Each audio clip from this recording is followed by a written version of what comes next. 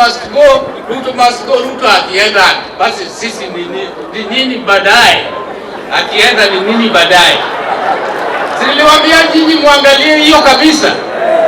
Niliwaambia nyinyi muangalie hiyo kabisa. Basi sasa tuko hapa na Rais Ruto amekuja kututembelea, na yeye ni mtoto wetu kutoka hapa milima. Yeye pia sisi pia tuko na milima, na hata kwake pale ametoka ni milima. Milima sio moja ile kubwa inaitwa Kirinyaga. Milima ni hata sisi tuko kwa milima.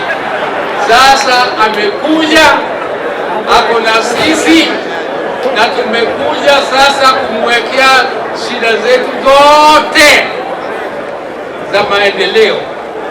Kwa hivyo mimi rais, leo mimi nimekuja hapa, sikutembea na wewe kwa miradi, kwa sababu nimekuja kwa rafiki yangu na kijana yangu John Mbadi. Huyu Mbadi nimeanza naye bado akiwa yeye ni accountant tu, hakukuwa mbunge.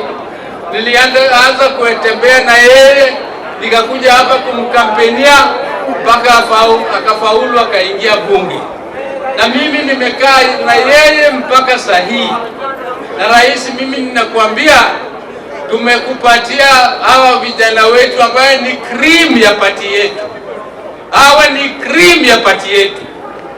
Umekupatia pia Wandai, tumekupatia Mbadi. Mimi nakuomba rais, patia hawa kazi, hawa ni kama ile ng'ombe ya kulima. Hawa ni wafanyikazi, watakufanyia kazi ya kutosha, na tunataka hawa wasikuje hapa kurandaranda kuleta mahindi sijui nini. Wawachane na hiyo, wafanyie kazi Kenya na ionekane hiyo wanafanya kazi ya rais. Wewe patia hawa nafasi ya kufanya kazi na utaona vile hao watafanya. Rais, mimi tunakushukuru kwa hiyo, na ndio nimekuja hapa leo kukuambie asante sana kuwapatia hawa vijana wetu. Lakini sisi kama chama tuko gangari na tunafanya, tunaongea, tunaendelea kuongea, na tutaendelea hivyo mpaka tumalize. Na tukuja hapa so kukukaribisha, na wewe umekaribishwa kama mgeni wetu. Asante sana, Mungu akubariki.